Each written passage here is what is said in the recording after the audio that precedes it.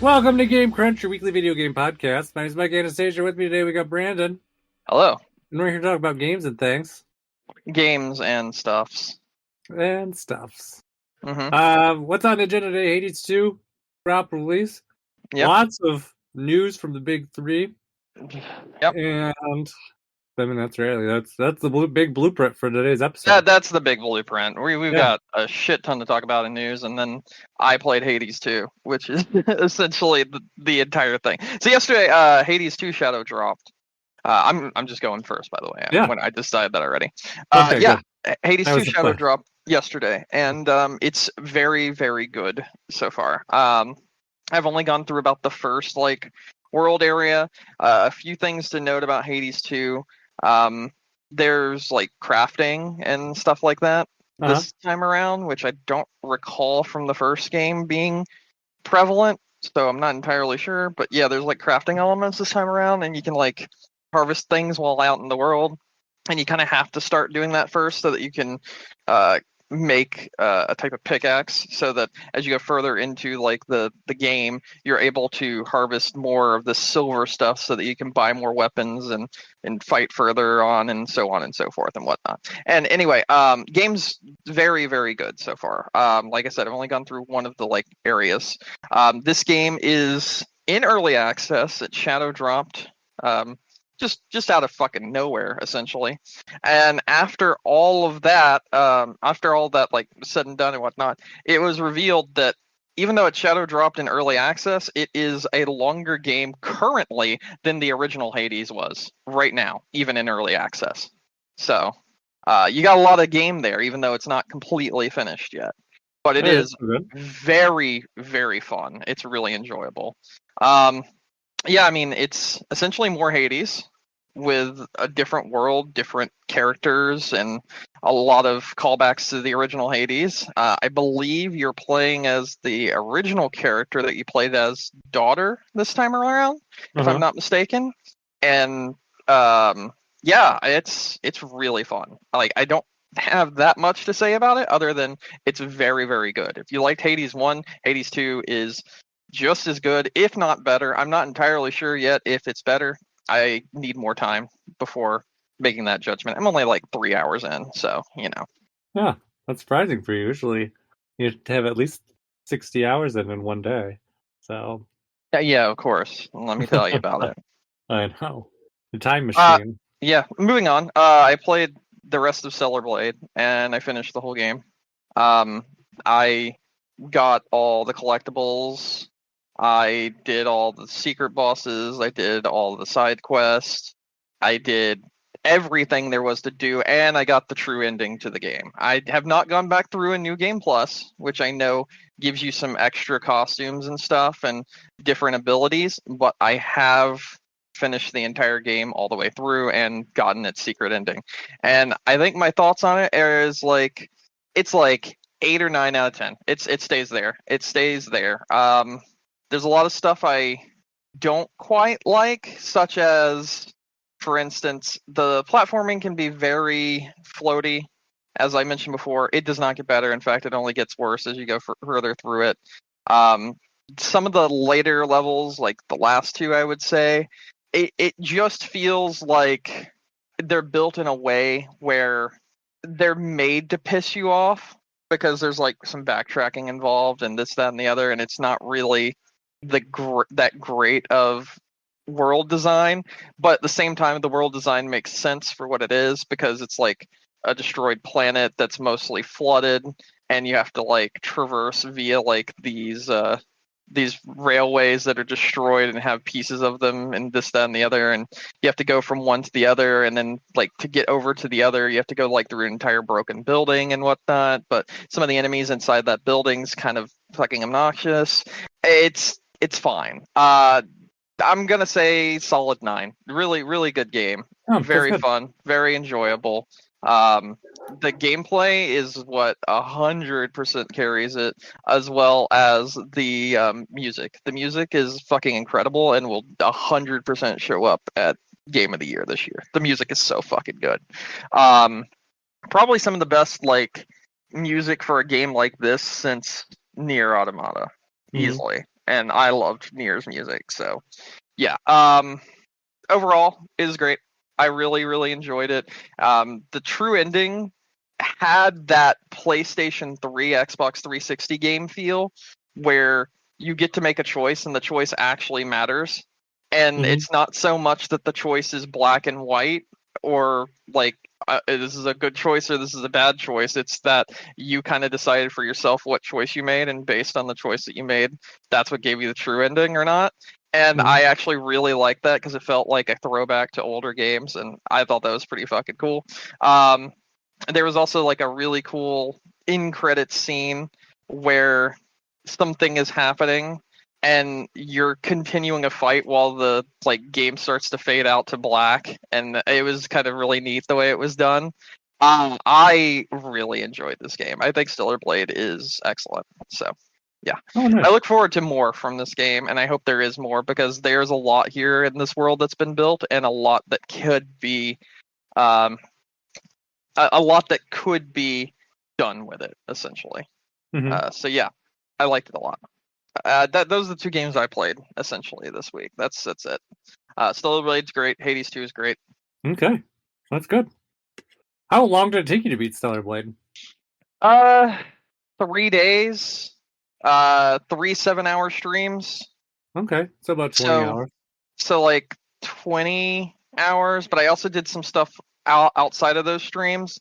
I'm gonna go with 32 hours, maybe. Okay, oddly specific, somewhere in there. But yeah. No, I'm trying to like estimate based on how long I had played it and that sort of thing.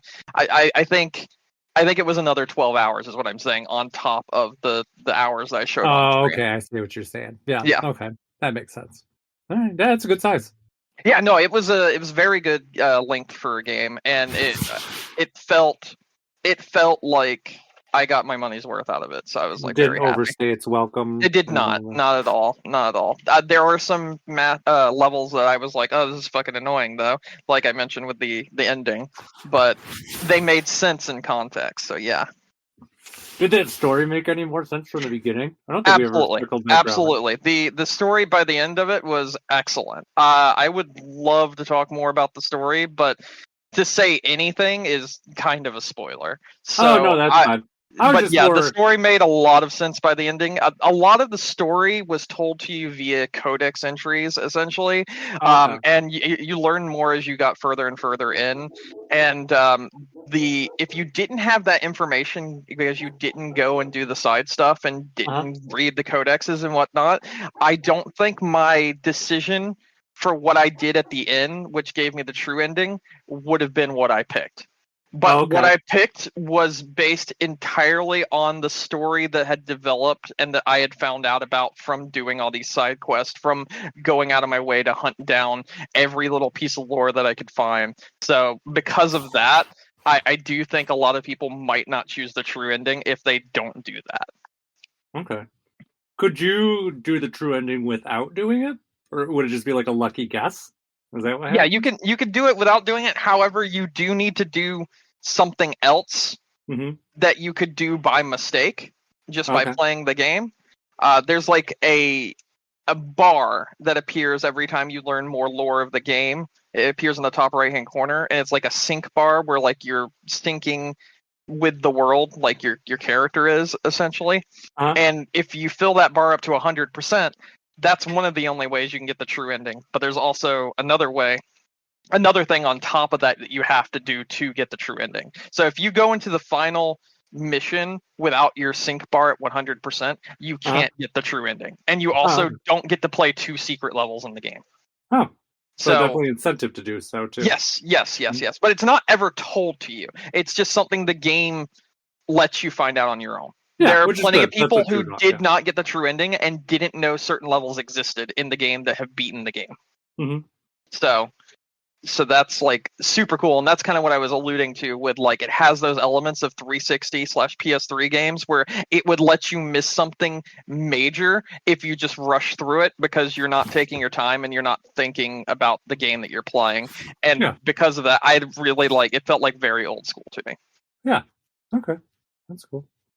Yeah, it sounds very nice. All right. I guess I will talk about my things. So Actually, I did start another game this week, but it's not very exciting because it is Pokemon still. Um, but it's actually because I did actually do what I said I was going to do, which was I actually went back to Pokemon Legends, which was nice. Okay. And also too, which is a different thing for me, is I'm playing this purely without any goals in mind. Like this is not a, I need to get this or I need to do this or I want to do. This is purely just a fuck around and have fun playthrough, which is weird because it feels a lot different to go into a Pokemon game without like doing anything. But it's so nice. I forgot how refreshing this game is, and not that I am surprised because it is. We talked about it. It's a great Pokemon game, and I talked about how much I liked it Hmm. before because it does a lot of great things. Uh, but it's just just being in that world again. It's nice to see how well fleshed out the world and the environments are, which I know is something that we liked before. But even after having played Scarlet and Violet, uh, where they took maybe some more of those things into account when building that world, Hmm. Legends just did such a good job with it. Like every Pokemon feels like it's in like a very specific like habitat, and it's just very well thought out why it's there. If there's weird Pokemon that don't really fit in the habitats, they got those spatial, space time like things. The what's the word I'm looking for? Distortions that show up, and you can get some of those like either extinct Pokemon or Pokemon that just don't seem natural in the world. Um, like I feel like I think Mr. Mime, I want to say you can only get there. I might be wrong. Some of the baby Pokemon I know you can only get there too because they're not always available in all the places. Or some of those stranger like evolutions. Um, so that stuff's all great. I just love going around and just catching the random Pokemon and exploring the world. That stuff's all good too. I like the side quests that they have there too, which kind of like flesh out the Pokemon and that world a lot better too. And this one too, I think we talked about it before, but definitely seems to have like some darker elements to it as well. Because this is not like I know it's Pokemon, but a lot of the games are like, hey, we're Pokemon and we're all friends and we love each other. Well, that's Hmm. not really how Legends are. Because Legends is like, yeah, these Pokemon are going to kill you. We don't know what they are. We're just in this uninhabitable area, and they're all vicious and murderers. And then you're like, oh, I'm not afraid of them because I grew up with them, but they're not. And then meanwhile, the Driflooms are like coming around and trying to steal the children away. And then the Cleaver, they're talking about how Cleaver mauled like some of the security force that went to go kind of cool it down. Um, yeah, so What the fuck? yeah, I didn't even notice it before until I was playing it this time. Did not they use the words like mauled? I believe was the term that they used. They said it mauled multiple members of the security team. They're like, "Are you sure you want to go? It's so dangerous." I was like, "Oh, I don't remember any of this before." But yeah, they just always talk about all these crazy things that the Pokemon are doing. And yeah, there's a creepy thing with Spirit Tomb and collecting all the ghosts of that creepy little girl that shows up. Uh, yeah, no, there's lots of stuff in this game. I think the biggest shortcoming is, and I know we talked about it before to some degree, and I really notice a lot more now. I just don't know how much I still care about it because I just like the core gameplay so much.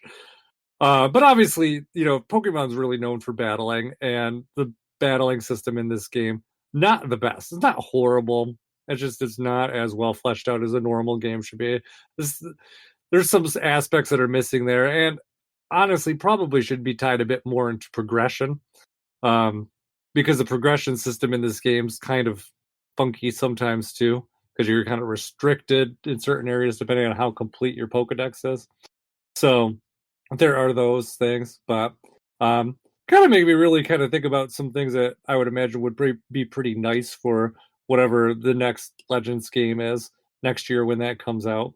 Because I feel like too, even that little, I hate calling it a trailer because it doesn't really show anything off from the game aside from Hmm. the title, but it did show a bit more battling. It shows kind of more of an urban area.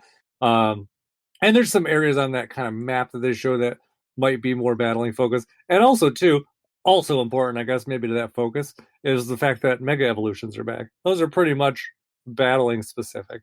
So I feel like there's definitely going to be more of a focus on those kind of elements there than um, than in the previous game. So that would be nice to see if they focus that out on more. Because honestly, I think if they take, you know, the the ground level gameplay system that Legends Arceus had, and kind of apply the progression system from a more traditional Pokemon game, probably would have like god tier Pokemon game. Because that seems to be like what is really missing. But yeah, I don't know. I just I don't know. It's very refreshing just being in a nice adventure game again and just kind of exploring and going around and just catching things without having any goals. I'm just kind of using Pokemon that I like to use instead of Pokemon that I probably need to use or should use. So Mm-hmm. yeah, it's good. I miss Legends. It just is just been so refreshing to go back into.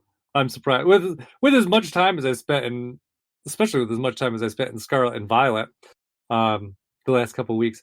And then I went back to my like games of 2022 list just to kind of see, because I couldn't remember. I'm like, I know that I ranked this game pretty high. I couldn't remember where it ended up falling on my list. It was my game of the year that year. Makes sense because I did enjoy it so much. But I also forgot. I completely forgot it came out in the same year as Violet and Scarlet, and like Violet and Scarlet was at like almost the near bottom of my list, just to kind of show, I guess, maybe like which way they go. But Arceus just is so good. I don't know. I'm just so refreshing. Like the environment, like the world just feels so much more alive. Like when you're in battles and the different effects that they're doing, you can walk around and just look at everything. I know I'm preaching because it's not the first time we've talked about this game, but I've just been flying through it. I've just been Okay. absolutely loving it. Yeah. I don't know. This is kind of just my holdover game right now because what are we, like 2 weeks away from Paper Mario, which would be kind of my next thing. So Oh uh, yeah, that's right. That's coming out. yeah, I know. I'm already like almost finished with this one though. I probably should finish it either by the time we're back next week. I would think. I don't think it'll take me that much longer. I'm already in like the fourth area. I've just been tearing through it. So, and without having, and I also have two advantages on my side in terms of probably where I'll go with it. A, if I do decide to catch Arceus, I'm just going to transfer in a Spirit Tomb, so I don't have to go look for those stupid Mm-hmm. little wisp things. So it'll save me a lot of time. But a lot of the other stuff I already just, because I already know where a lot of the Pokemon show up and like the importance of like the, just being on top of like the space time distortions and things. I don't feel like I've let a lot of Pokemon slip through in each area. So it's really just a matter of like catching them all. But I don't know. Like I said, really my goal is just kind of just enjoy myself. I just feel like I haven't, I don't know, a lot of the games I played this year I just really have not, I don't like they've been bad games, but I've just not really like loved them. Um, they have been good. It's been a while since I played like a a really good game. Yeah, I feel like for me, it's been like the exact opposite. I've played nothing but good games this year. I know we were talking about that I think last week because Mm-hmm. you're like, yeah, it's some pretty good stuff, but I don't know. Most of my purchases have Even just been games kind that of I like, thought were going to be like mid, like Rise of Ronin. Rise of Ronin's fucking excellent. That game's mhm, awesome. yeah. No, it sounds like you've had pretty good luck this year. Mm-hmm. Um, so I don't know. Hopefully things start picking up for me. But yeah, I don't know. Just been kind of fucking around with Pokemon and getting excited for Paper Mario, maybe. So, Mm-hmm. um, yeah, that's all I got. Do we move on to news? Yeah, absolutely. Because holy shit, fuck these Oh, corporations. well, before we get off, fuck these corporations. We'll just go into Nintendo news first because that's a little Okay. easier All to right. All digest right. and kind Yeah. of rolls in with what I was just talking about, anyways. Yeah. But Nintendo just announced yesterday Mm-hmm. that um, the announcement of the announcement of the announcement. So Switch 2 will be unveiled. Announced before April 21st, 2025. Yeah. So we know that in the next 9 months, 9 months, 6, 7, yeah, 8, 9 months, that they will have an announcement for the Switch 2. So they've announced that they are going to have an announcement for an event sometime in the next 9 months. So we know it's coming. That Mm-hmm. at least takes that little bit of wind out of the sails, which is nice. Everyone knew it's coming, so it's nice to just kind of have that official words there. Um, and then the only other bit that we got with that, which is also equally important, but also not equally not surprising, is that Nintendo did confirm that there will be a Nintendo Direct next month, so June, and that it will be just Switch stuff. So presumably just wrapping out the rest of the Switch lineup for the year, maybe early next year. I wouldn't be surprised too if that was the case, just so they can get things moving for ending that cycle of whatever they have brewing. But yeah, that we know it's coming. So my guess is, if I was going to guess, it'll probably be how this is going to go. We have the June Direct. It's going to tell you about the rest of the stuff for the rest of the year. Then probably in September, they'll have their usual Direct, and that's probably when they'll have their announcement of the announcement. And then, like, I think it was October when they did the Switch original unveiling after the September one. I think they'll just follow that same playbook, and then presumably an early next year launch. In March? No. I don't think it will be that early. I think it will be first half, but I don't think it will be. I don't think it will be before the end of the fiscal year, which is why I think that they I think said it'll that. be. I think it'll be in like June of next year. Yeah, that would still be first half. No, first half ends in April. First half ends in April. Yeah. Hold on. No, fiscal year ends in April. Oh yeah, you're right. I'm dumb. Sorry. Uh-huh. Not first. Not first quarter. My bad. Yeah, I'm being dumb. That's my bad. It's okay. I'm getting those two mixed up real quick. Not a big deal. I'm sure listeners probably did it too. So now they won't be confused either. But yeah, so I don't know. Exciting, but that's down the road. Announcements of announcements of announcements. The usual. Speaking of the usual, well, we got lots of the usual from the other companies. Microsoft announced more layoffs today. An email that went to the, I don't know, staff studios. I don't know which way I want to go wording wise. I think I'm gonna have to say it for everyone in the back. I have to say it right now. It's very important. Fuck EA. Fuck Activision. Fuck Ubisoft. Fuck Microsoft. Fuck Sony. Fuck Nintendo. Seriously. Fuck all of these companies that are just fucking around and then finding out. They're not finding out. They're just getting away with dumb shit repeatedly. Fuck them all. Like, just fuck them all. These devs out there that are putting out bangers such as Hi-Fi Rush, for instance, they can put out a fucking Critical Darling and still get shuttered by Microsoft. Fuck you, Microsoft. Go fucking jump off a bridge. Fuck you. It's not. It's absolute fucking nonsense. You buy up fucking these developers to put out one game and you don't get your return instantly, so you're so short fucking sighted that you immediately close them. You're fucking stupid. You're actually fucking stupid. You have the Prey devs, or I think they still have the Prey devs and Dishonored devs, because I think the Arcane part was just a it's just Austin. It's just the Redfall studio. But here's the thing: they're not safe. The other people aren't safe. No one's safe that Microsoft is ball. It seems like they're so short-sighted right now that if you don't instantly have a hit, you're fucking gone. Microsoft, sincerely, from everyone, fuck you. Seriously, fuck you. It's absolutely ridiculous this shit can happen. Yeah, that's pretty. And it's their fucking. It's Microsoft's fucking fault. They demanded games as a service from the Redfall devs, right? And then when the Redfall devs was like, yeah, that's not going over so well, and they reverted it, they gave them 6 months to fucking work on the game. So of course they're gonna fucking shit out whatever they can and get it over with, because your dumbass isn't giving them time. You fucking idiots. Fuck you. It's as simple as that. Microsoft is a goddamn idiot. They're just they are so incompetent. I have no idea what the fuck they're doing right now. Like I can only assume they are speed running their own demise at this point. They are too fucking stupid for words. Well, I think right now it's just still kind of what we've been talking about all year, where they're like, oh, we fucked up. We spent way too much money on this stuff. We don't know what we're doing. We don't have a plan. And so now they're just trying to save face. And also too, I guess I really didn't think about it, that all these companies was just ported to Switch and PlayStation 5 by Microsoft. It sold fantastically on both of them. It already sold great on PC. It was reviewed well.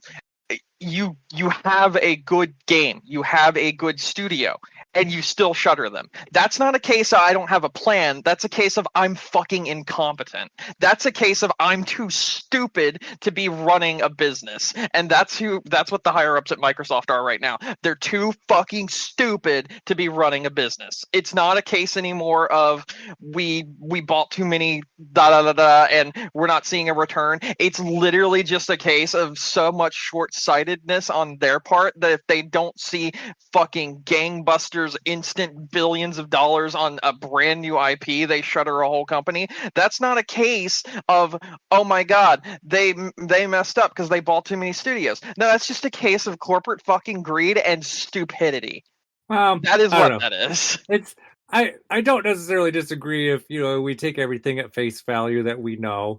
The tricky thing is though, it's easy to be armchair, kind of referees, with everything that's going on. But it's entirely possible that what maybe more the could they have backbone done? of The game was shadow dropped.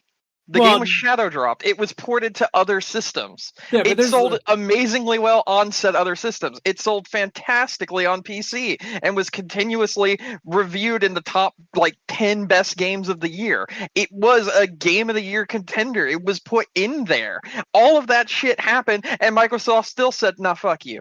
But what the fuck were they supposed to do? But the other thing is though, we don't know what happened development wise. We know what happened after this was released and sold well. We don't know what happened, prior to that surprise shadow drop, from the game's inception. For all we know, Hi-Fi Rush could have been in development for 15 years. They could have been lollygagging, fucking around, sucking down money, and maybe Microsoft eventually gave them the ultimatum, was like, look, this has been in development hell for years upon years. Get this shit out. Was in development for 5 years and was being developed before Xbox had bought up the rights to the company. It was in development with Xbox for 2 years before release. It was not 15 years. It was literally 2 with Xbox. There is no excuse. There is no excuse. I said, we don't know the full story, so it's really easy. I just gave you the full story. You did not give me the full story. You know how it is for everything. There's always there's multiple sides, and the truth is probably somewhere in the middle. We really only have Microsoft's side of the story, which is basically yep, we decided to lay people off. And we really can't make a good determination on whether or not it was a good decision or a bad decision. I mean, for all we know, if we look at the other thing, Redfall was a very shit game, and it's easy to be like, okay, well, obviously this is a shit studio because they put out a shit game, but it's also very possible that, too, maybe it's the same thing. Maybe they just, fucked around. Maybe they wasted a lot of money. Maybe the managers on that team were like, hey, we need all this, all these features and all this bloat. Also, they built a game that Microsoft was demanding them to build. It didn't go over well when everyone started talking about, oh, this is a fucking games as a service. I don't give a shit. And then Microsoft was like, all right, good luck to you. You've got 6 months to fix it.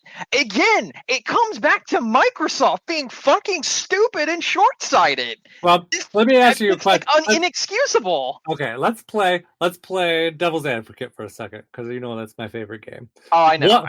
I know. So what if, let's say you are the Microsoft executive. Yes. All right. Well, we'll have that, and I'll play, I don't know, Redfall person. Okay. Sure.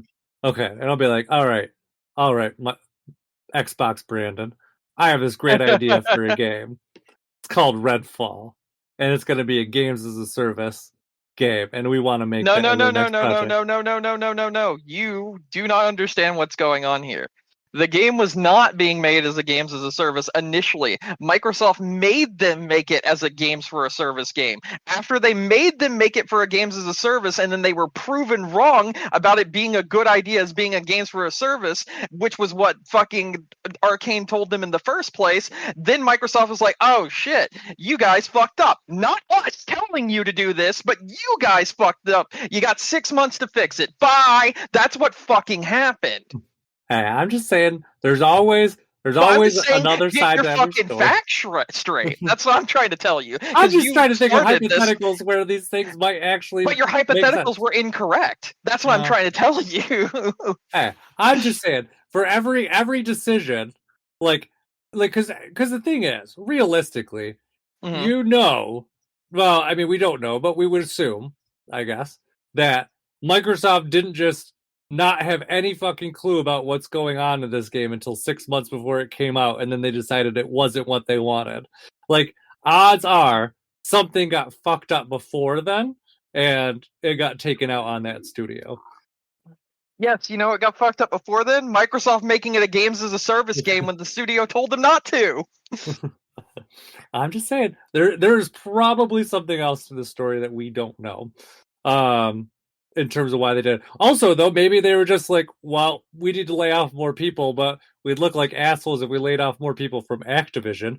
So why don't we lay off people from Bethesda, because we've owned them Yes, for a few it's a years great now. idea not to lay off the company that fucking had rapists and actual fucking pedophiles in their company. Yeah, let's not lay off people from that company. Let's lay off people from another company entirely. Well, they probably you- already laid off the bad people brand, and that's what I'm hoping.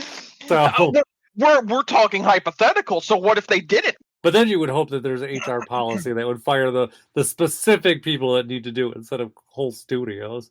But I don't know. I mean, you're right. I'm just saying, like, I'm sure that there was more in this decision that went into this on whether a game sold well or didn't sell well. I guess that was probably more my ultimate point instead of all these hypothetical scenarios. Because I mean, I'm sure it's not an easy decision for them to lay off. How many hundreds of people did they do this time? I don't even know where the numbers were. Do I still have it? But my guess is that there's probably more to it than what we know, and there's probably more of a reason for it. So, I mean, it's probably because their company is failing and they had to cut some people out, but they chose the people to cut out that they had already thrown under the bus that literally failed because of their own bullshit. Like these companies, I mean these developers that Microsoft just cut, these divisions that they just cut, it's a case of Microsoft's fault that they were cut, and then they're just like, yeah, we're gonna cut you because of our own fuck up. Enjoy fucking unemployment because we're too stupid to know how to fucking handle you. It's stupid. It's fucking ridiculous. it's also will probably result in better stuff in the future because that means Absolutely, absolutely. I hope these guys all go start their own fucking indie game company and put out fucking gangbusters instead. And then Microsoft's just stuck there looking like the fucking fools that they are. I mean, this article I'm looking at says that there's been 10,000 closures, or sorry, 10,000 people laid off in just the first 5 months of this year. So Yeah. that's a good 100 studios, if you really want to do insane. at least. Yeah. What were you gonna say? I said, yeah, no, that's insane. And I was also no, it's not like you were about to say something before that. No. I was gonna say there was like I was thinking out loud because it's like okay, there was 900 from this studio, and then I was like, wait, I'm saying this out loud. Stop. Oh. I mean, I can tell you the numbers that I have. Yeah, here. sure, go for it. Yeah, let's see.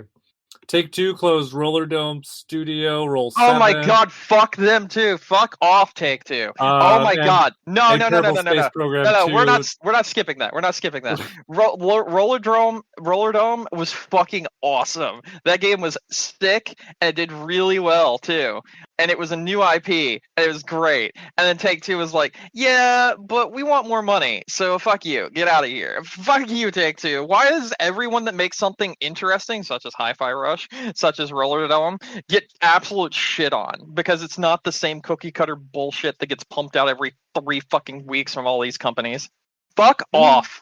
Fuck off, gaming industry. Fuck off. Just die. Like, seriously, gaming industry, just fucking die and reset yourself. We're at that point where we need to be there. You need to fucking die as a whole, gaming industry, and then get reset just like we did back in the fucking 80s. It's been way, way too long coming, and you all fucking deserve it. Well, it probably will happen sooner than later. The right things are going. So, who else is on here? Kerbal Space Program 2 Studio, Intercept Games. had layoffs. Deliverous Mars developer laid off almost its entire staff. Fucking awful. Deliverous from Mars is actually a pretty good game too. Let's see. EA laid off 670 employees. PlayStation I'm not laid even off surprised 900. because it's fucking EA. Yeah, I knew Sony laid off 900. I think Microsoft had before today already 1,200. So, Supermassive Games laid off 90 employees. Embracer Group laid off 97 employees at Eidos Montreal. Destroy All Humans remake developer Black Forest Games laid off 50. Microsoft 1,900. That was previous. oh, so it was 1,900, not 1,200. Jesus Christ. Let's see. People Can Fly laid off 30 employees. League of Legends, Riot Games laid off 530. That's okay. League of Legends can do that. We just need them dead, just in general, as soon as possible. Lord of the Fallen publisher CI Games laid off 10% of staff. Unity will lay off 1,800 people. Twitch laid off 500. Unity Discord fucked laid off themselves. 170. Unity was like, "Hey, how about I fucking do this thing?" And everyone was like, "That's the dumbest shit I've ever heard." And Unity was like, "You're right. I'm firing my staff. You fucking idiot." Discord laid off 170. The industry. Burn the industry down. Let the indies take over for a few years. You guys can go fuck yourself, massive corpo dick suckers. Thunderful Group let go of 100 people. Dead by Daylight developer Behavior Interactive laid off 45 people too. Jesus Christ. So there you go. That's your. It just never stops. 10,000 employees. It just never stops. Yeah. Pretty much the only one who has not laid anyone off, I think, at this point has to be Nintendo. Okay, so I guess this is my question. Mm-hmm. Have they not laid anyone off, or have they just not told us? Because they don't tell us shit. That Nintendo openly does not tell anyone shit. So I guess closedly does not tell anyone shit. They would, but I don't know if they would, but I also feel like that's something that would come out if they did. Because even with what was it, that strife with the contract employees they had, like Nintendo of America had 2 years ago, that ended up just being a nothing burger, like that all leaked out.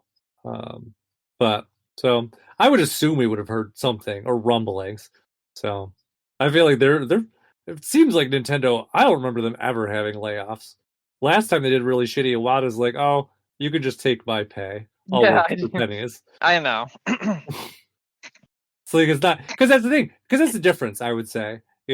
Like at least in that generation of Nintendo, I can't speak about the current one, but that one, obviously, like their management took a lot of responsibility for when these mistakes made. Like Iwata didn't blame Miyamoto for pushing ahead with the Wii U. It was a shitty idea. He was like, "Nope, that's my fault because I let you do the shitty idea." So, and that's on me, and that's the way it should be. Like it should be. In all those cases that we were talking about, management had to sign off on everything. So really, doesn't matter whose decision it was. It really should be. Some of those managers that were like, "Yeah, this is a good idea." No, yeah, not a good idea. Yeah, no. Also, kind of speaking of bad Microsoft decisions, All apparently, of them? well, this was not gaming related, but pseudo gaming related. Apparently, Microsoft is in some of their divisions is tying their bonuses to whether or not they get hacked, and I feel like that's just a recipe for that not to get reported. Hold on. What? Yeah, you heard it correctly. Microsoft bonus. I'll pull up the article. Microsoft bonus tied to whether or not they got hacked. Bro, someone needs to get fucking Lizard Squad out of retirement so they can hack the fuck out of Microsoft and tell them to go fuck themselves. You ain't getting no bonuses, bitches. So here you go. Microsoft is tying executive pay to security performance. So if it gets hacked, no bonuses for everyone. That's just like the best way to, like you said, not have a hack be reported. Yeah, be like, oopsies, didn't know about it, can't report it. So I guess we'll get that bonus anyways, or wait until after the bonus is paid out to do it. Jesus. Yeah, but yeah, that's always surprising. So yeah, so that's the Microsoft news. You ready to move on to the Sony news? Yeah, let's move on to the Sony news because they're not getting away scot-free. You can go fuck yourself too, Sony. Holy shit, man. Let's talk about what happened with Helldivers 2 over the weekend. Yeah, you'll say, I only know bits and pieces of this. Oh, I've got the whole fucking story. I was in on the ground floor, good sir. So I will go ahead and give you the rundown. All right. It started 4 months ago when Helldivers 2 released. So let's start from there, right? Uh-huh. So Helldivers 2 releases, and there's a big screen that essentially says when you first boot it up on PC, hey, you need to link a PlayStation Network account in order to play the game. However, there was also a link to a FAQ for Sony in the same screen. And the FAQ for Sony basically said that it's not mandatory to link a PlayStation account and that it's fine. And there was also a giant skip button there that you could click that would allow you to skip linking a PlayStation Network account and continue to play the game. Okay. Surprise, surprise. People did. Surprise. People did. They did skip that for 3 months. Uh-huh. Come Friday, Doomsday for Helldivers 2. Friday, Sony announces that no, we're gonna now make it mandatory for everyone to use PS Plus, no matter what. Everyone has to make a PlayStation, not PS Plus, but PlayStation Network account, no matter what. Sorry, let me get. So they didn't even have to have a paid account; they just had to have an account. Nope, just an account. But don't worry, we're getting why this is still awful. We'll get there, okay? Mm-hmm. So this causes a big ruckus. And they said it would be going into effect May 30th. And everyone's like, Jesus Christ, no, we can't do this. This is fucking stupid and everything. Fuck you, Sony. This is garbage. I don't want you to have like my information. Like, so essentially what people found out was Sony was doing this for one or two reasons. The first reason would have been because they wanted their monthly annual user count to be boosted, because if they have more PlayStation accounts made just for this game for the millions of people that own it on Steam, then that boosts their numbers and it looks better for shareholders. But then there was also some weird shit like Amazon had posted on that day on an ad that PlayStation Plus was going to be required to play the PC version, which was fucking weird, and everyone was like, this is what the fuck's going on here? And then that disappeared off that Amazon ad. It just gone. So everyone was like, this is kind of getting fucking shady. And then people looked further into it and found out that PlayStation's only available in 69 countries. The game was sold to everyone. So 177 countries were going to lose their access to the game on May 30th because they legally cannot make a PlayStation Network account. Not even a free one, because PlayStation's not in their jurisdiction. So they couldn't do it. But the game was sold to them, and essentially when they asked, hey, what do I do? The developer said, Sony has not responded to us for 2 days, and we don't know. Oh. And then it started going around that those 177 countries, they were just going to lose access to their game completely. It's gone. The one you paid for and you've had for 4 months, it's being taken away from you because of what Sony did. And you have nothing you can do about it. There's nothing the developer could do about it either. You sure this wasn't an Ubisoft game? Yeah, I know, right? So let's move on. Let's move on from that, because I mean it gets worse. It gets worse. Some other countries, such as over in the UK and whatnot, that were going to have to make a PlayStation account, required people in order to do so to present a photo ID, as well as, like, I think it was basically they had to dox themselves to make an account. They had to give PlayStation their literal information of where they existed, and then also upload their government issued ID in order to continue playing and to make a PlayStation Network account. So that was all kinds of fucky right there. It seems convoluted. Yeah. Moving on, and this was the giant hell bomb, as people like to point it out. Someone in the Ukraine that has been playing this game came forward and was like, I can't make a PlayStation account here. You guys don't support us. Uh-huh. What do we do? So they went to Sony's actual support ticket. They opened a support ticket, and they were told, since there is a way you can make a PlayStation account, but you'll have to buy a PlayStation 5 and physically make one on the system to continue playing your PC game. Okay. This was done to people in the Ukraine. Let me say that one more time. This was done to people in Ukraine. This was a PR nightmare that immediately dropped because of this. Even with this PR nightmare in their back pocket, Sony still ignored them. Sony still ignored the developers. The community managers for Helldivers 2 then started going on a rampage, but because back before all of this stuff had come out, they were like, okay, refund the game and leave. We don't fucking care, essentially, is what they said. Until people started saying, you sold this game to 177 countries illegally, and that Sony's doesn't have any jurisdiction in these countries, and that when you guys have to take it away from him because of consumer rights, it'll be theft, right? Are you sure you don't care? Also, one of those countries is the Ukraine. Are you sure you don't care? And then the community managers had to walk that back rather quickly and be like, oh, we were unaware of how far and how big of a problem this truly is. We don't know what to do right now, but the best way for you guys to make your voice heard is to mass review bomb our game and to mass request refunds for our game to Steam. So, after this was stated... This is from the community managers. This is from the community managers. Okay. And also the devs supported this as well.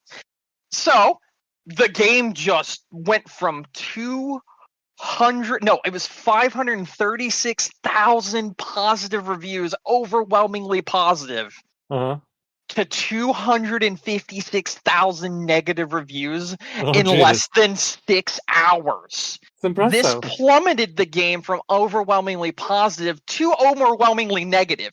Do you have any idea how hard it is to flip the script from the highest you can be to the lowest you can be so quickly? It went massive. Everyone started requesting refunds for the game on Steam. People with 200 plus hours in the game were getting refunds on the game on Steam. It was becoming a bit of a PR nightmare, and Sony still was not listening. It sounds like they sailed well past PR nightmare at this point. Yes. So let's see what we had to do to actually get Sony's attention. We moved on from Helldivers 2. We moved on to every game that Sony has released on PC and review bombed them into oblivion to get their attention.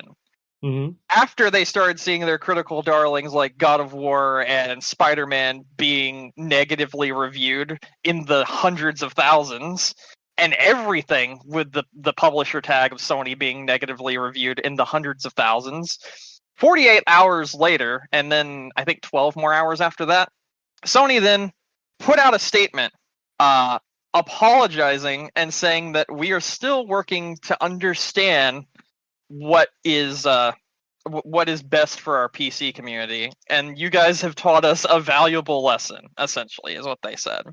And we will not be moving forward with the PlayStation login requirement for Helldivers 2 in the future.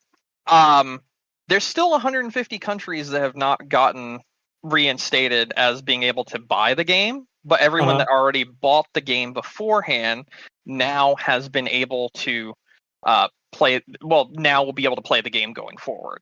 So because of a mass boycott and review bomb, the game gamers, I guess, whatever, fucking players of Helldivers 2 actually got a fucking gigantic corporation to pay attention to the little guys because they attacked their bottom dollar as hard as they possibly fucking could.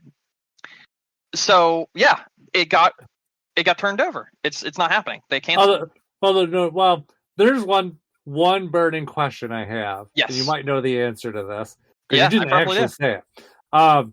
So does this mean that Sony has stopped the plan to move forward with this PSN thing completely, or is this just we're not gonna do it now? This is we're not gonna do it to Helldivers too. Okay. Because you guys taught us a fucking lesson. Yeah. Who would have guessed the people that had been banding together for 4 months now to get one mission specifically done, and people that came together so hard that they had literally erased a faction of enemies from existence in a game would be able to come together massively and make a corporation actually listen to them. Let's go on to your question though. Mm-hmm. This means we're not going forward with the PSN requirement for Helldivers 2. There are still burning questions that need to be answered. Here they are.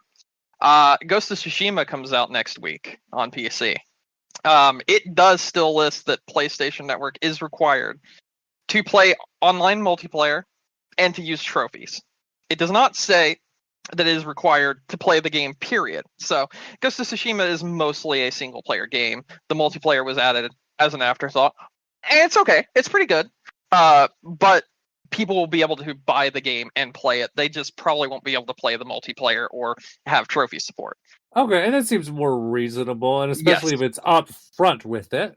It is upfront. This has been stated, and this is there. There are plenty of people that tried to say that they were upfront about the PlayStation Network requirement with Helldivers 2 as well. But the issue here with that fucking like scapegoat that people have been trying to use is Helldivers 2 allowed you to skip it. And then it told you it wasn't optional on the FAQ that it linked you to. Yeah. That means it's not optional. Even if it says on the store page that requires PlayStation Network account, if I get in the game that I have purchased and it tells me, "Nah, I don't require a PlayStation Network account for 3 months," you don't require a PlayStation Network account. That's just how it is. Yeah, that's how that works. But Ghost of Tsushima is being currently upfront about the fact that it will require an account for the online multiplayer and for trophy system support, which, okay, fine. I understand that. That's fine. Those people will be able to make their purchase and still play the single player game that they have purchased, and they will still be totally fine. That is, in my opinion, okay. There's no problem there. They're going to be locked out of multiplayer probably if that aspect of it's not walked back, but they still know what they're getting into because it's clear and concise. It's upfront. It's already been told by the developers. It's not something that's going to hopefully be baited and switched at the very last second, essentially 3 months down the line, like they did with Helldivers 2. Yeah. So that is what we're seeing right now. We are having things more laid out for us now on the PC front as to what Sony is going to do going forward with its games, and they're being more specific. Because whereas it just said PlayStation account required on Helldivers 2, and then you got into Helldivers 2 and it said, nah, it's not required, you can just skip it, whatever, who gives a fuck. And there's a whole nother can of worms with that, because some people stated that was because the servers were doing so poorly, so they had to turn off requiring it. And then the devs said they knew 6 months before they released the game that it was going to be required, and they didn't tell anyone. So, but then there's also the contradiction of Sony's literal website saying that PlayStation Network account is not required to play PC games online. So it's just a whole big can of worms. It's a little bit of a muddled fucking mess where no one really gave any information up front when it came to Helldivers 2, and there was even information withheld from us in a way. Yeah, and it'd have been one thing too if they were like, up front they're like, hey, PSN's required, but for the 3-month introductory period or whatever, we will allow you to bypass this so people can play and get an account or whatever. But then they would have to be like, these countries can't buy the game, because you can't really sell the game to people that are going to eventually lose access to it. You know what I'm saying? Well, no, I don't disagree with you there. But also, though, there might be people who are like, hey, I know that I'm not going to be able to get a PSN account in my country, but I don't mind spending $14 to fuck around with this for 3 months. Maybe that's all I'll want out of it anyways. The game's $40. Oh, sorry. Whatever I amount think it I is. think that's a little bit more of a bigger ask to Yeah. fuck around with it for. Definitely bigger ass. Definitely bigger ass. I'm sure there's still people that are in that camp, just much less. Mhm. But yeah, I mean, I'm sure there's probably some guys like I don't mind playing this for only 3 months or whatever. But Mhm. those are few and far between. But like I said, you have to be very clear up front. Like it's like, hey, this game will require this, and there are countries where this may be available for purchase, but you cannot get a PSN account. So I don't know. I think as long as they're very clear with it. Yeah, if information was given up front about it and not just on a little box in the bottom right hand corner, and then when you got in the game, contradictory information was given to you, I think it would have been much less of an issue. There definitely still would have been a stink rose about it because everyone on PC doesn't like using other launchers. No one likes using other launchers. Everyone fucking hates it. That's why they want things to be as, uh, what's the word I'm even looking for? Like when you bring everything together, you make it simpler. Oh, That sort of thing. unified? Everything needs to be as unified as humanly possible. Like for instance, yes, you do require a Rockstar account for GTA 5, but once you've literally signed into your Rockstar account, once you never see that launcher again. You just start the game starts up like normal. And you can sign up for that account like literally just it's whatever. And everyone has access to being able to sign up for a Rockstar account. So there's that. Unlike a PlayStation Network account. But moving on from that, yeah, Sony just kind of fucked around and found out. I sent you a image. That is what happened. You could see the 3 days period of those lines, those orange lines. That's how quickly the negative reviews flooded in. Oh, okay. I was so confused. Yeah, at that's what those actually were. the review chart for the negative reviews for Helldivers 2. I was like, that It looks like a cool design for a it T-shirt. does. They're making it into a cape for the game. Oh, there you go. So they're actually going to make that the negative review thing into a cape for the game. Oh, that's fun. It's a fun little So, Easter egg because you would never know. yeah, it's neat. Yeah. Obviously, there are some fanboys who are really angry that PlayStation gamers have to deal with the bullshit that Sony keeps feeding them, whereas PC gamers, like Sony, was like, okay, we understand what you're saying. We're not going to go through with this, and PC gamers are actually able to get stuff done. But to that I say, and I'm going to just be as completely blunt as humanly possible. PC gamers, when it comes to gaming on PC, if you fuck around, you find out. Like, it's simple as that. They will come together and they will bite you back in the ass. When it comes to console gaming, I do feel like people are a lot quicker to roll over and just accept it. I think that if we had less like fanboyism things, because some people build their entire brands off being a fanboy for a corporation, be it Nintendo, Microsoft or Sony, that sort of thing. If we had less of those people, or if those people actually like did something for good, like for instance, if all the Sony fanboys, not fans, but like the ones that are very clearly fanboys, were like during the time of games that were going to be $70, they went on their social media platforms and they were like, hey guys, we need to band together. We need to show them that this is not something we're going to accept. Let's for like a month, let's not buy PS Plus. Let's let them see and have our voices heard that we don't care for their shit. Yeah. Because they do have a big enough reach that they could use that reach for good, and they could actually get things done as well if they were willing to do so. But a lot of them decide to not only accept it, but champion it and not realize they're getting ripped off. I'm going to share a story with you right now. Okay. Mike, because you've used my government name once today already, so fuck it. Here's your government name many times. Yeah, I know. I said once today specifically. Oh, okay. But anyway, here's my story. Okay. Recently, I wanted to play Metal Gear Solid 4, Metal Gear Solid 5, and finish the game because it was a game that I dropped and I never finished it because it just kind of got really stale towards the end. And I really wanted to go back and play it again. I played this game on PlayStation 4.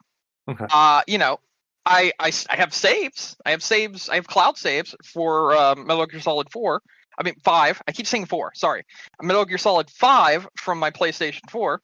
My PlayStation 4 doesn't exist anymore. I have a PlayStation 5. I've moved on. So Yeah. I installed the game on my PlayStation 5. I booted my game up, and it started from the beginning.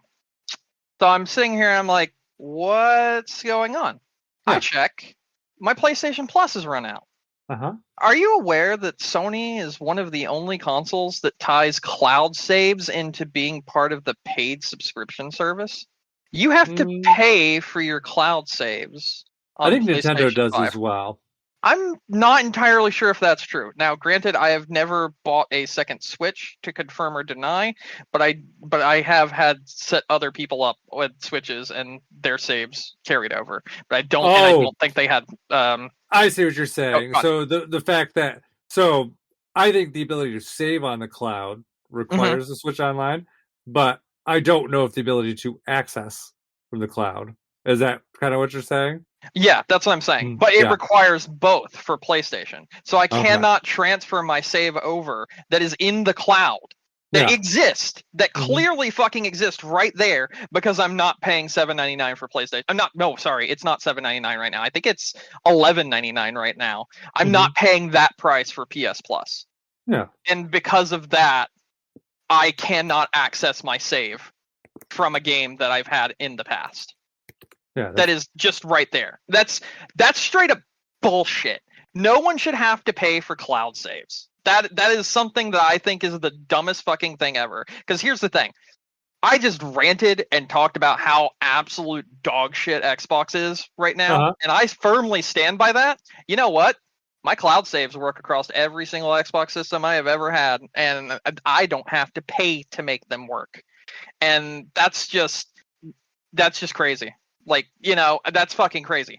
You should not have to pay for cloud saves. It's fucking dumb. If people would have been like, this is stupid, and put their foot down when it was transferring from PlayStation 5, from PS4 to PS5, and they would have used all these YouTubers and whatnot that have their entire brand based around Sony to tell their fans to unsub for a month, shit would have got done.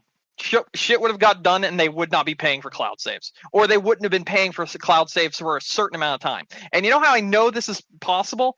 Because we've seen it happen time and time again. We saw it happen with Helldivers 2 this weekend on the PC front. It fucking happened, right? I want to take you back to the Wii era real quick. A little thing called Operation Rainfall. Do you remember this? Yeah, we would never have seen Xenoblade if it wasn't for Operation Rainfall. And now look at how popular and how well received Xenoblade is on its third iteration. You also have to give. Well, it probably is Operation Rainfall, but also it's one of the few situations where I actually give GameStop a lot of credit too. So because they had some sort of weird publishing deal with Nintendo on that one, so like they must have come in and helped some of the costs with it. Do you think if people wouldn't have kicked up a stir about it, that ever would have happened? Because I don't. Well, no, that's what I'm saying. Because I was also like, because I think my point was I don't think it would have swayed Nintendo, but someone else it swayed GameStop too. So I think that's where the difference was. Because GameStop was willing to fulfill some of that money too. And then once I think that happened, that opened the door for the other two. Which, surprisingly, I own all three, and I've still only played one of them, which is Xenoblade. I've never opened my copy of either of the other two, Pandora's Box or the Lost Odyssey. And now the Lost Odyssey, is that what it was? No, that's the Xbox 360 title. Yeah. Same guy though. Last Story. Last Story, yeah, that's it. Yep. Yeah. And my Last Story copy is like a limited edition, like probably box really expensive. And it's still shrink wrapped, and I'm like, I really shouldn't open this ever. So how much you know what? I'm going for it. I'm gonna go see what it is. Last Story limited edition. Brand new shrink wrapped copy, $500. Oh, good. Let's see what they recently sold for. Just curious. Brand new. Okay, people are trying to sell them for that much. It looks like they go for about $200 to $300 on a good day. Well, that's still not too bad. Yeah. Although my most expensive thing, I don't know. It's still probably Fire Emblem thing. No, I have a sealed Zelda Edition DS that I won in a contest. Oh, I never Jesus opened. Christ. Yeah. And so that's like $1,000. Yeah, that's So, crazy. yeah, that is my most expensive thing, I think. It's like my singular item. Although I think we talked about like other things that I have that are just randomly expensive. Just those GameCube Fire Up. Like a lot of my GameCube games are like stupid expensive. And then like Cubivore. I know Cubivore is stupid expensive. Oh yeah, Cubivore is super expensive. Yeah. Oh yeah. I just gonna say it. Like I just want to close all this entire conversation out by saying, fuck Sony, fuck Microsoft, fuck Nintendo, fuck Ubisoft, fuck Activision, fuck Take-Two, fuck them all. That's really all I wanted to say there. Okay. I'm gonna end that there. But yeah, I'm kind of heated, as you may have noticed. Like the industry is just fucking stupid right now. Yeah, definitely has been having some issues. I guess I'll also put this out there. Mm-hmm. If you want to play Hi-Fi Rush on PC, it is in this month's Humble Choice bundle.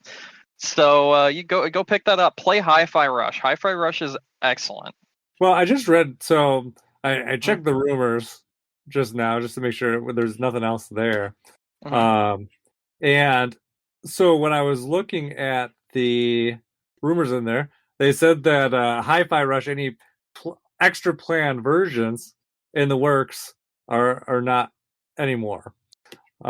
So basically implying that it sounded like maybe there's a Switch 2 specific version in the works that is no longer. But I would assume the Switch one's still coming, even though it's not out yet, I don't think. Because that was supposed to come out, I think, this month, right?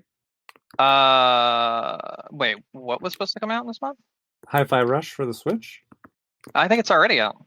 Is it already for both PS5 and Switch. I don't know. This news story says rumored Hi-Fi Rush Switch port in doubt as Microsoft. Oh, well, maybe. I know it made it to PS5. I thought they released it at the same time, but I don't know. I don't know. But they did have a Peggy listing for it a couple days ago. Didn't they have a fucking pre-order for it? I don't know. We might be Mandela affecting this. Well, this is weird, because I could have sworn there was. Because I thought at that one they announced 2 games for the Switch. But there was... I don't know. I'm definitely getting Mandela affected right now, because I could have sworn that there was a Switch version that was shown off and was going to be releasing alongside the PS5 version. I don't fucking know. I know PS5 got Sea of Thieves and Hi-Fi Rush. And the ones that were announced were Grounded and Pentiment. Yeah. And I remember there was 2, so those are definitely the ones. And I remember them now. And it wasn't Hi-Fi Rush. We guessed it wasn't Hi-Fi Rush. What the fuck? I think it was rumored at one point, and maybe that's why. But yeah, so I guess that's not a thing anymore. Okay, interesting. Although I could always play this on Xbox too. Just like it's on Humble Bundle. We just talked about Xbox. There's a reason why I said go buy if you want to buy it for cheap, go buy it from Humble Bundle. Do not give Xbox money right now. Do not support their dumbass. I'll be like, oh man, if only he downloaded this from Xbox Game Pass a week ago, we would have spared that whole studio. You wouldn't have. Anyways, anything else you want to talk about before we wrap up? No. Okay. No. Let's do it then. All right.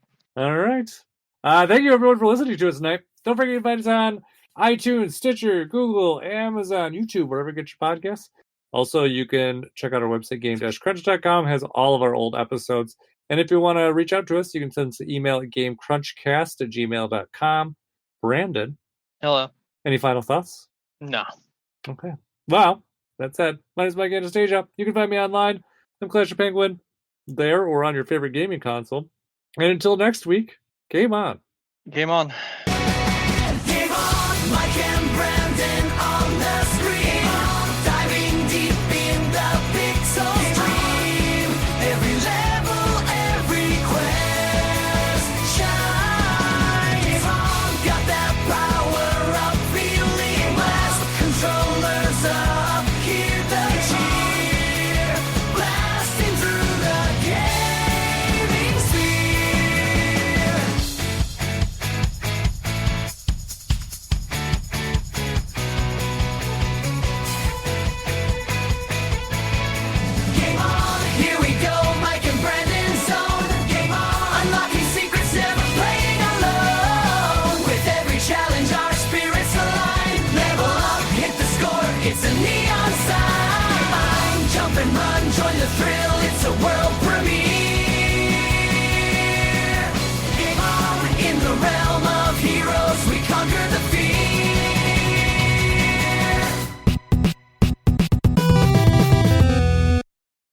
I will say it doesn't matter how long that Twitter has been X and I've not been trying to do it in the outro. I still try to say Twitter. And I will Every single never. time. I will never call it X. I will never call it X. No, It's not I'll never happening. call X. I'll never call X, but I keep on trying to be like, yeah, I'm Clash Penguin on Twitter. Nope. Twitter's dead.